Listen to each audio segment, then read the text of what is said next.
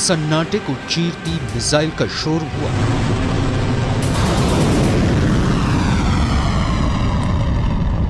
आवाज से 5 गुना रफ्तार वाली मिसाइलें लॉन्च होने लगी और फिर जमीन पर जोरदार धमाका होता है, इतना जोरदार कि जलजला आ जाता है। आग की लपटों के साथ जमीन का जर्रा जर्रा बिखर जाता है। धुएं का गुबार पूरे आसमान में छा जाता है। लगभग 50 सेकंड के इस वीडियो क्लिप से दुश्मन का कलेजा कांप उठा।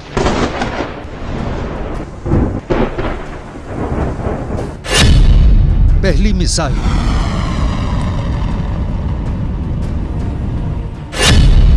दूसरी मिसाइल,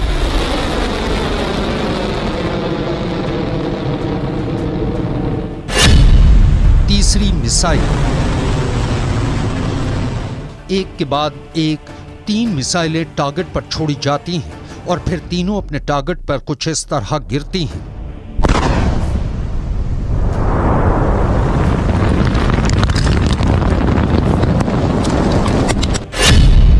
धमाका नंबर 1,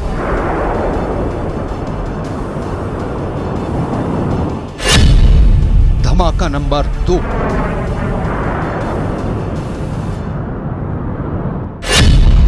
धमाका नंबर 3,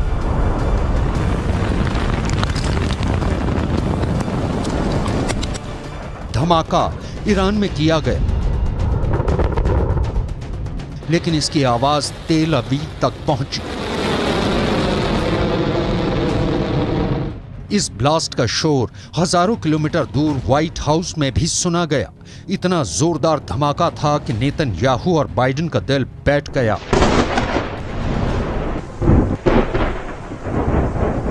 ईरान की पहली हाइपरसोनिक मिसाइल वार और पलटवार के लिए तैयार है। इस घातक हथियार की रेंज, इसकी रफ्तार, सब कुछ बहुत बड़ा सीक्रेट है जिसे ईरान अब दुनिया को बताना चाहता है। ईरान की ऐसी मिसाइल का पोस्टर 1 साल पहले छप गया था। तेहरान की सड़कों पर चप्पे चप्पे में पोस्टर लगाया गया। पोस्टर में मिसाइल की फोटो, साथ में टारगेट का नाम फारसी और हिब्रू में पोस्टर में लिखा था। 400 सेकंड में टारगेट तेल अवीव ध्वस्त। यह है ईरान की फतह 2 मिसाइल। रेंज 1.5 से 2000 किलोमीटर, यानी ईरान से इजराइल तक यह हमला करेगी और इसे रोकना नामुमकिन होगा।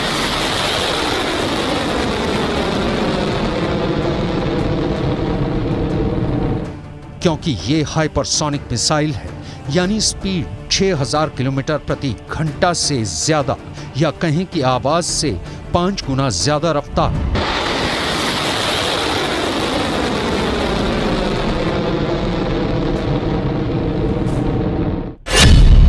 फतह का फारसी में मतलब होता है विजेता, और ईरान इसी नाम के जरिए नेतन्याहू को एक संदेश देना चाहता है।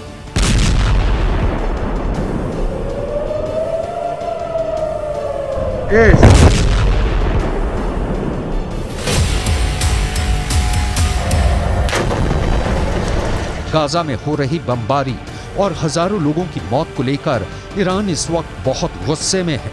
सबने सवाल पूछा कि मिसाइल है तो ईरान किस बात का इंतजार कर रहा है।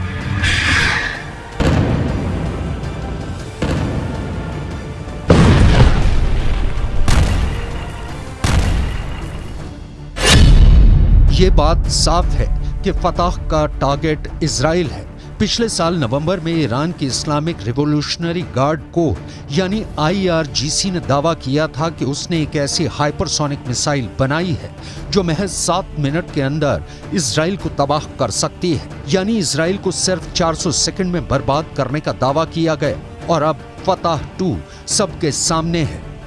هستیم در فاصله 1400 کیلومتری هر هدفی رو که اراده بکنیم به حول قوه الهی دقیق اون رو مورد اصابت قرار بدیم. تخيفنا ولم تخفنا في الله أكبر الله جندل.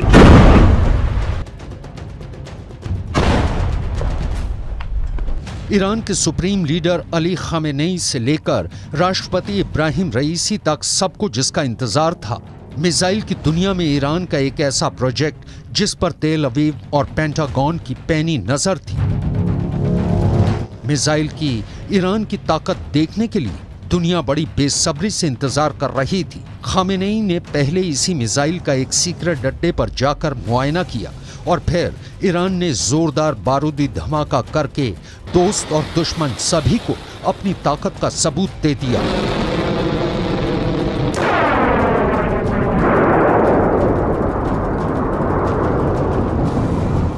ईरान की पहली हाइपरसोनिक मिसाइल बनाने की सुगबुगाहट पिछले एक साल से हो रही थी।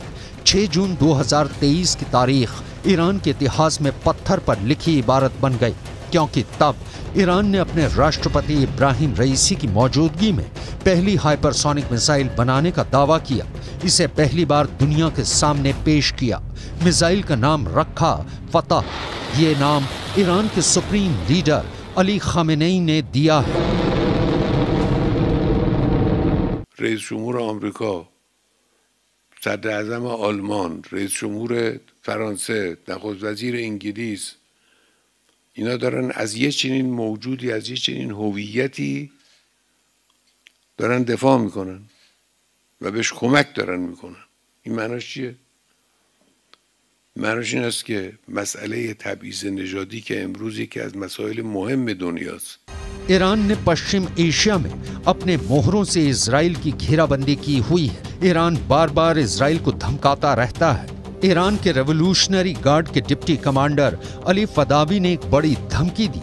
उन्होंने कहा कि ईरान की मिसाइल के टारगेट पर इजराइल का तीसरा बड़ा शहर हाइफा है, जिसे इजराइल का गेटवे भी कहा जाता है। इजराइल की अर्थव्यवस्था में हाइफा शहर का अहम योगदान है। यहाँ इजराइल का एक पोर्ट है जहाँ समुद्री रास्ते से आने जाने वाले सामान आते हैं। फतह मिसाइल के नजरिए से देखें तो ईरान से हाइफा की दूरी 2000 किलोमीटर है और सीरिया से तो हाइफा की दूरी 600 किलोमीटर से भी कम है, लेकिन लेबनान से हाइफा की दूरी मात्र 350 किलोमीटर है। फतह 2 मिसाइल 1400 किलोमीटर से भी दूर जा सकती है। यह मिसाइल के वॉरहेड के वजन पर तय होता है। ऐसे में सवाल पैदा होता है कि अगर ईरान हाइफा को अपनी जमीन से निशाना बनाएगा तो क्या ईरान के पास 2000 किलोमीटर से दूर तक मार करने वाली मिसाइलें हैं जो हाइफा को निशाना बना सकती हैं, या फिर ईरान सीरिया और लेबनान से इजराइल के शहर हाइफा को निशाना बनाएगा। ईरान की सेना और सरकार ने दावा किया है कि इस हाइपरसोनिक मिसाइल के खौफ से अब दुश्मन आंख उठाकर देखने से पहले 1000 बार सोचेगा। अमेरिका भी इजराइल को बचा नहीं पाएगा।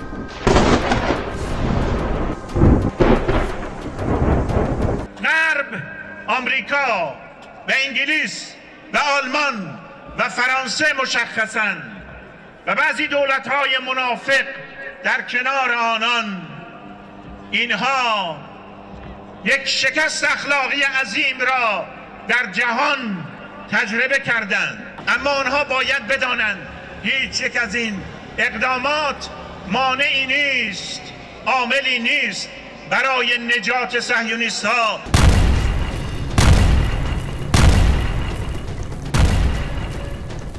सवाल है कि क्या गाजा की आग अब तेल अवीव वर्सेस तेहरान में भड़कने वाली है?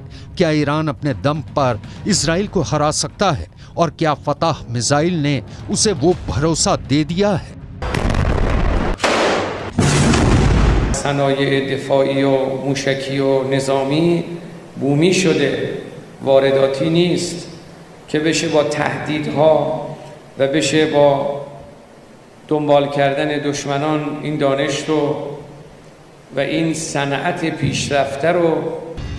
हाल के सालों में ईरान पश्चिम एशिया में एक बड़ी शक्ति बनकर उभरा है। ईरान ने अपने वर्चस्व बढ़ाने के लिए पूरे इलाके में अपने साथ कई देशों को भी लामबंद किया है। ऐसे में कहा जाता है कि ईरान के फतह 110 मिसाइल पहले से ही लेबनान में हिजबुल्लाह के पास है, जो आसानी से हाइफा को टारगेट कर सकती है। खबरें तो ऐसी भी हैं कि ईरान ने अपनी फतेह 110 और जुल्फिकार बैलिस्टिक मिसाइल को सीरिया में तैनात कर दिया है।